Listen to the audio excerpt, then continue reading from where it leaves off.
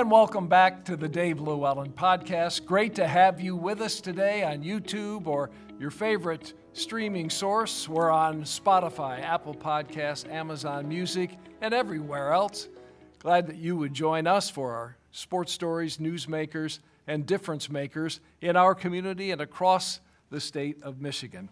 My guest today is Bill Morris, writer and author. Bill grew up in Detroit, lives in New York now, author of the novels Motor City and Motor City Burning, among his other works. He's out now with a new book, not a work of fiction, although the history of the Detroit Lions franchise, has the makings of a novel, I would say. The book is The Lions Finally Roar. The Ford family, the Detroit Lions, and the road to redemption in the NFL, written by Bill Morris. Bill Morris, my guest today. Bill, thank you for the time, and I'm excited to talk about your new book. Well, thanks for having me, Dave. It's nice to be with a Michigan sports legend in the same room. This is nice for me. Well, you're very, very kind. Tell me about the book, which is just out in bookstores and Amazon now. The Lions Finally Roar. The beginnings of it, 1957, the last time this team won a championship, and you take us through the mostly down, but the up and down history of the Detroit Lions under the ownership of William Clay Ford and the Ford family.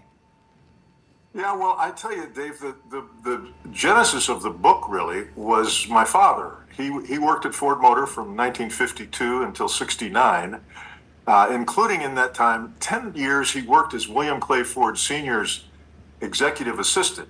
Ford called him my PR guy, kind of like my boy Friday, plus some people called him a bag carrier. Well, he was also a drinking buddy and a traveling companion, and they got to be somewhat friendly, I think, over the course of those years.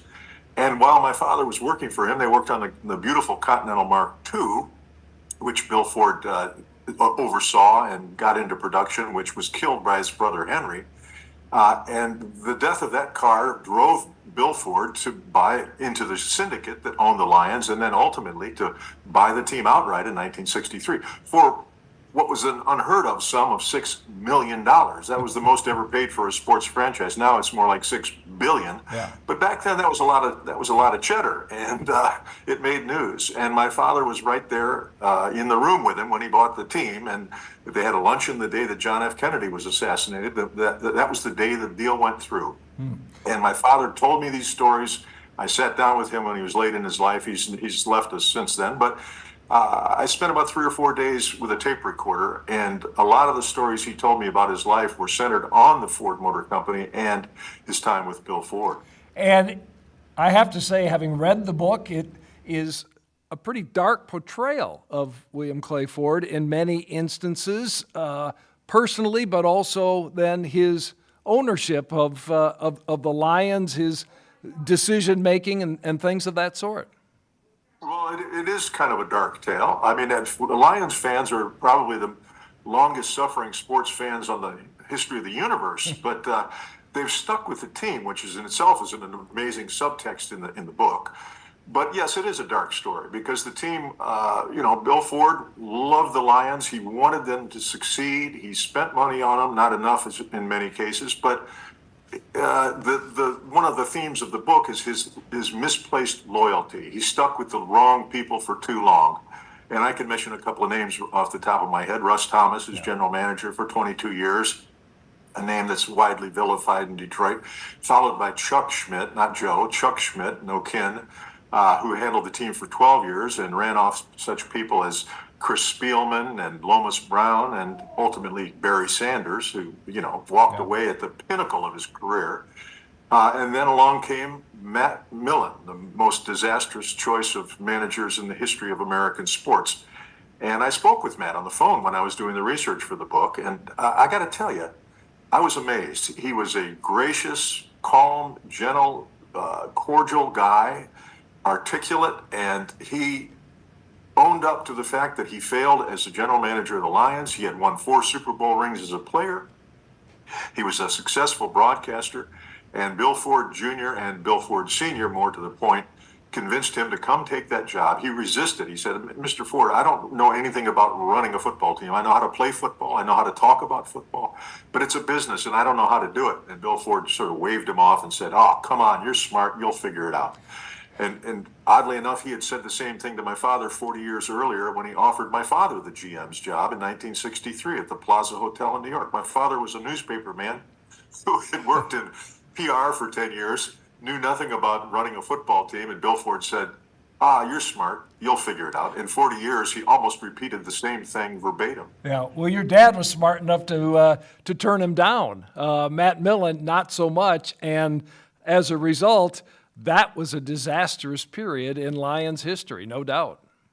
Oh, the absolute bottom. I mean, it's interesting, you connect the dots. Bill Ford finally, you remember the fire Matt Millen jokes around town. Your car won't start, fire Matt Millen. Yeah. Taxes too high, fire Matt Millen. He was the problem with everything in the city of Detroit and the state of Michigan at the time.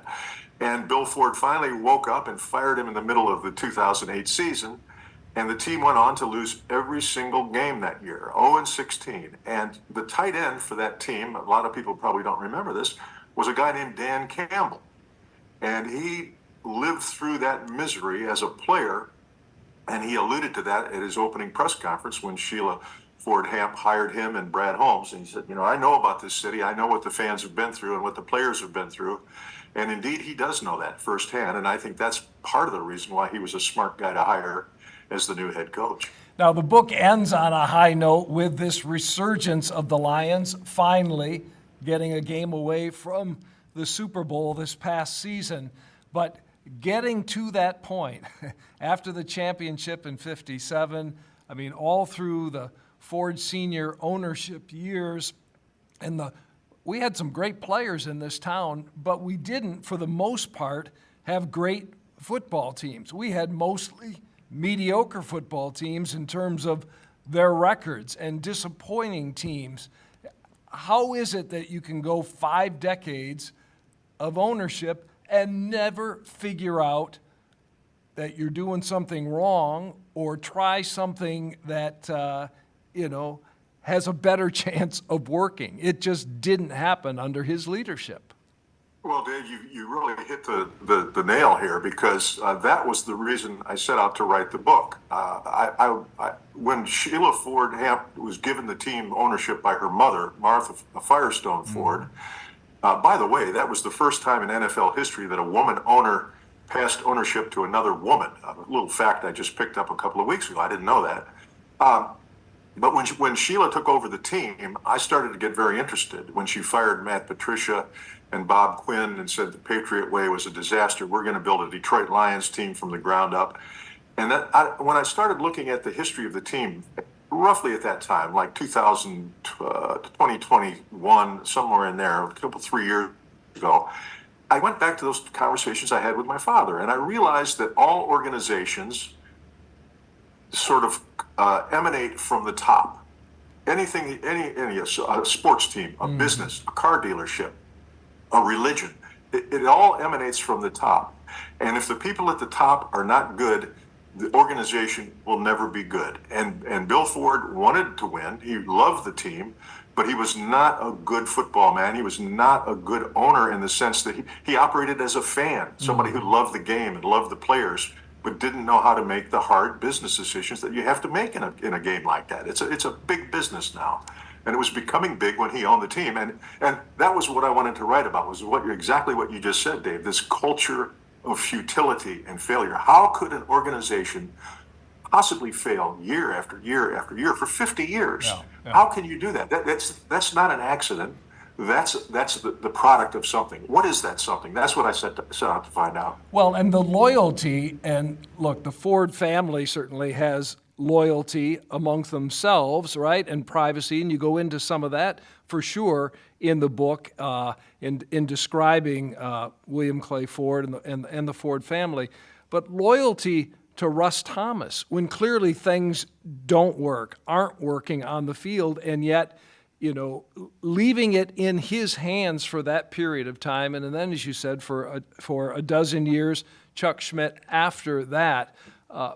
Why that blind loyalty? That's the thing that Lions fans could never understand. Well, that's an unknowable thing. I mean, that's locked inside of his brain, and he's dead now. Yeah. But we'll never know the answer to that. I mean, there's been a lot of speculation. I've heard a lot of stories about Russ Thomas and the sway he had over William Clayford, that he had helped him. Bill had a bad drinking problem, which is widely known, and he went to AA and dried out. And to his credit, remained sober for 40 years of his life, the last half of his life. And I've heard stories that Russ Thomas had a hand in guiding him into rehab. Maybe so, maybe not. If so, that would certainly be a reason to be loyal to someone till you went to your grave. I mean, he saved his life, or he may have had a hand in helping save his life. His daughter Muffy also contributed to that.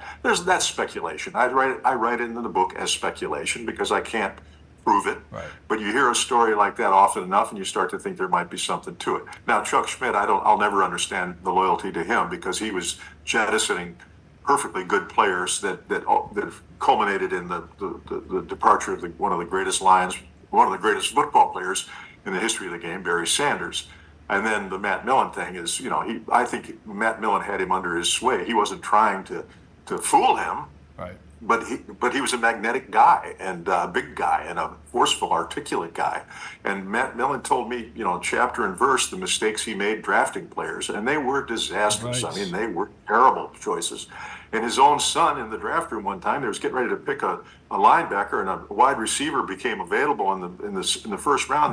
And all the guys in the room were saying, Matt, take the wide receiver, I can't remember the names right now, but and Millen told me, I should have listened to my gut, but I caved in and I went with these guys because they had more experience, and we took the wide receiver, who was a total bust. The linebacker went on to become a Pro Bowl, I think maybe a Hall of Famer.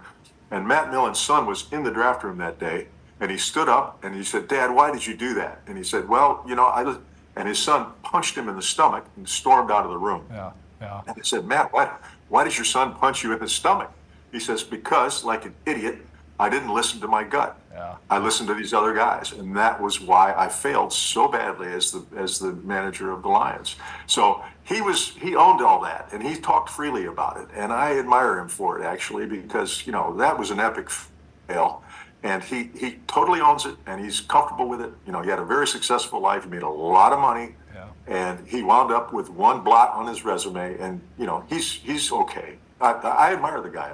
Well, made a lot of money making all those mistakes. And it is incredible. And, for so many years of the Ford ownership, there was never a salary cap in place, I mean, you could go out and acquire players and pay players, yet they didn't want to pay players under Russ Thomas and even then under Chuck Schmidt, the way other teams perhaps were compensating their best players. I mean, the Lions were making all kinds of money, right? Every NFL franchise was making all kinds of money as TV contracts kept going up and up and up. So that's the other part of it, that it just made no sense in terms of results on the field.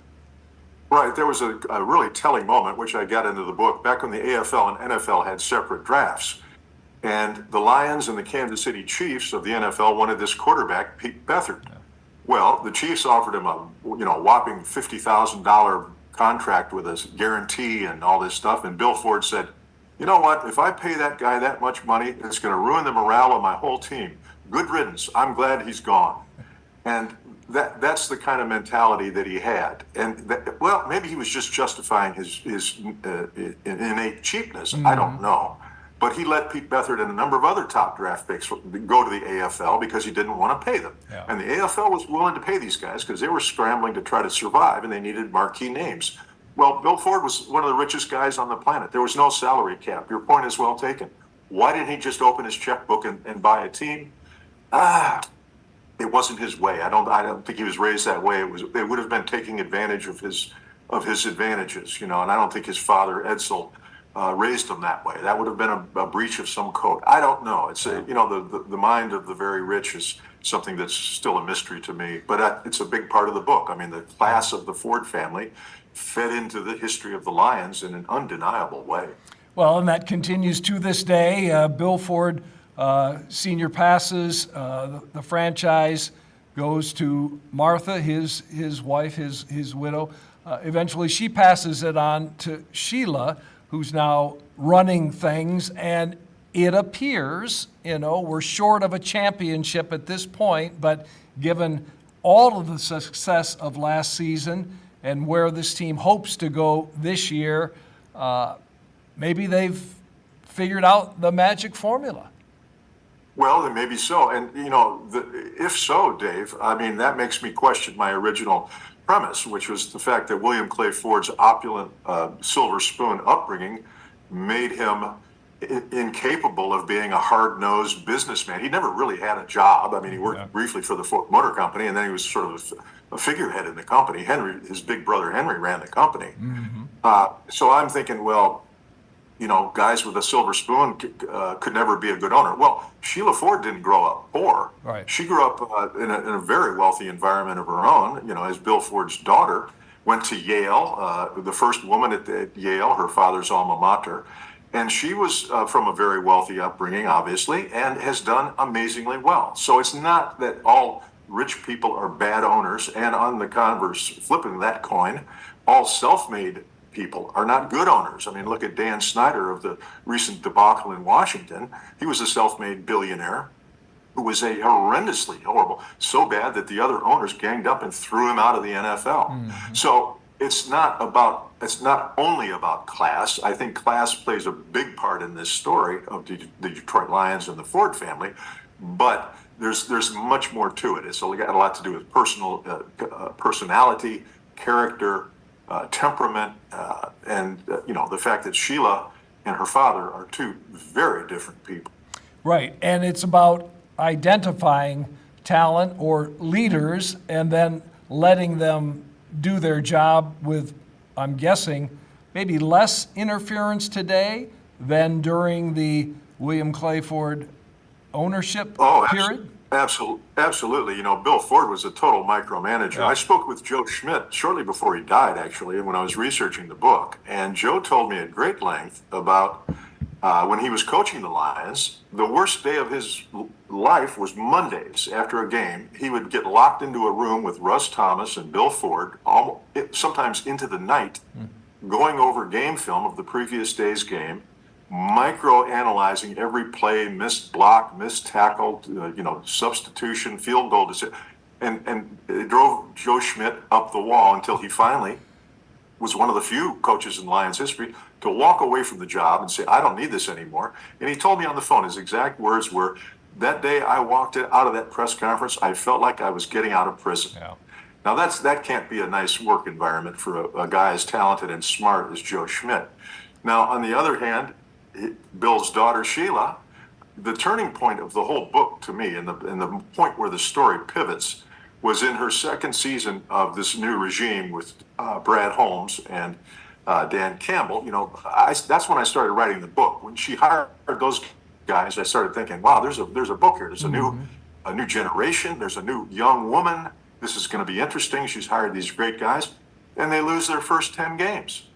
And I thought, these guys can't get out of their own way. There's something about this. That's when I started researching and writing the book. Well, they got a little better at the end of that season. And then in the next season, they started off 1-5, 1-6, something like that. And that's when Sheila Ford showed up at the Allen Park practice facility in the middle of the week. And the reporters gathered around. And I spoke with Sean Windsor of the Free Press the other day. He was among them. And they all get out their tape recorders. And she starts talking, just, off contemporaneous, off the top of her head. Are the fans upset? Yes. Am I upset? Yes. Is everybody frustrated? Of course they are.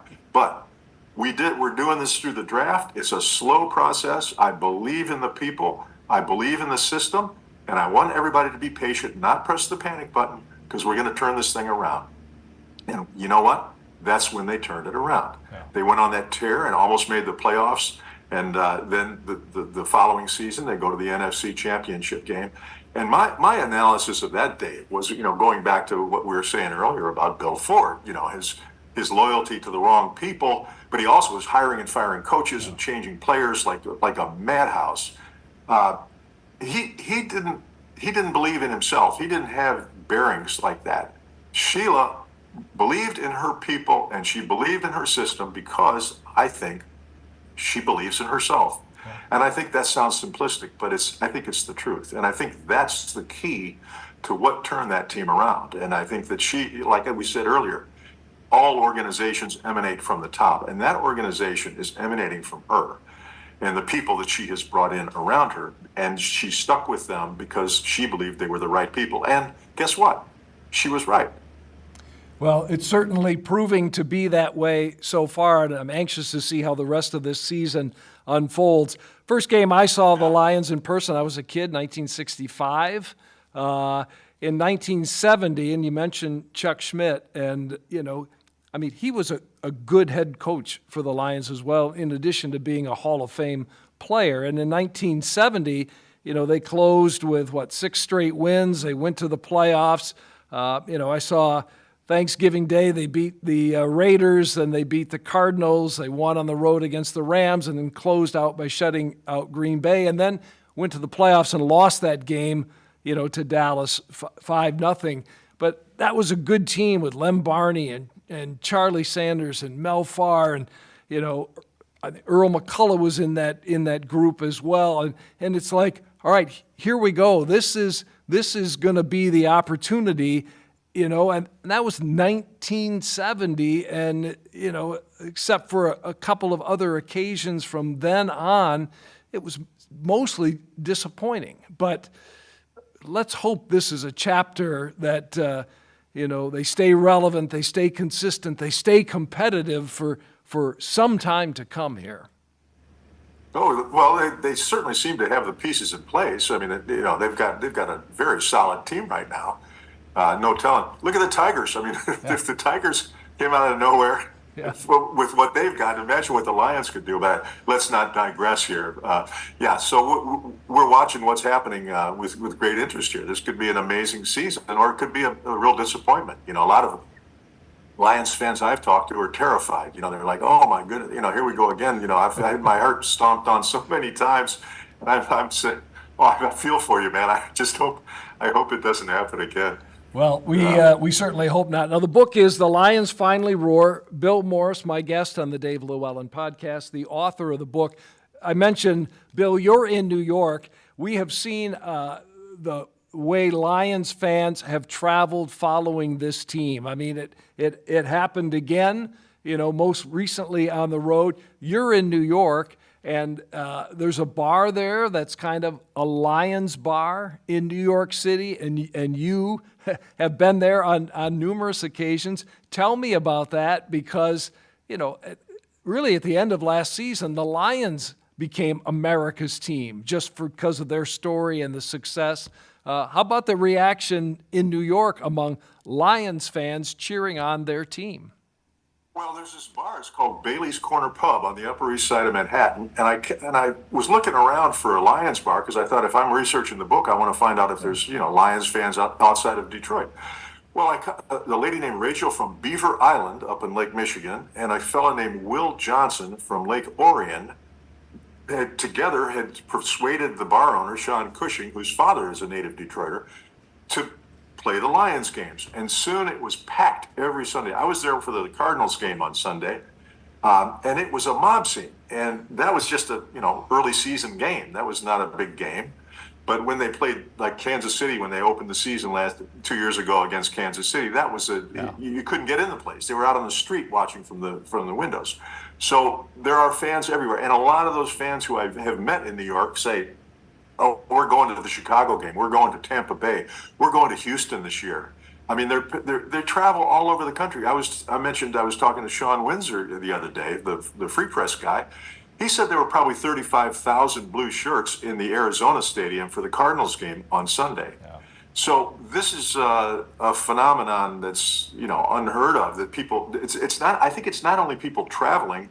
There are certain spots, and Sean rightly pointed out, Arizona is one of them where people retire or relocate. Texas, Louisiana, Florida, certainly, where a lot of people from Michigan have gone to. As we know, the population of Michigan is going down, even as Detroit is now suddenly going back up. But there are a lot of Michigan people in these places, and they're showing up. but people are also traveling. That's the vibe this team has generated, which is amazing. I mean, like we were saying earlier, the Detroit fans are unlike any other fans anywhere. Right. And we've often said, right, if the Lions could only win consistently, be competitive, they would own the town. I mean, and this is a town that has seen championships with the Pistons and the Red Wings, and of course the Tigers, in '84 and their World Series appearances in the 2000s. But the Lions would own the town if only they could win. And boy, they're winning now, and they're owning the town, and it's fun to see and be a part of. That's for sure. Yes, indeed. Well, we don't know how this season is going to play out, but I think it looks pretty good. I bumped into Dave Burkett of the Free Press in the press box. I went to the Rams, the season opener. I was back in Detroit doing some promotional stuff, and Burkett's a smart guy. And he, last season I bumped into him. And I said, "What do you think is going to happen?" He says, "Well, I think the Lions will win their division and have a home playoff game and maybe win it. And after that, I don't know." Well, that's exactly what happened. They won 2 playoff games. And this year, he's saying he sees the Lions going to the Super Bowl and probably not winning. But, that guy's a smart guy. And I think he's an assessor of talent, and he knows the league and he knows the other teams. And when I hear someone like that say that he thinks the Lions are going to the Super Bowl, I start to listen because he knows a lot more about football than I ever will. Well, there's an awful lot of football in your book. The Lions finally roar. The Ford family, the Detroit Lions, and the road to redemption in the NFL. Bill Morris, the author of that book, and my guest on the Dave LewAllen Podcast. Bill, I have enjoyed this. Thank you so much. The book is a great read. I encourage Lions fans to grab a copy and enjoy it as well.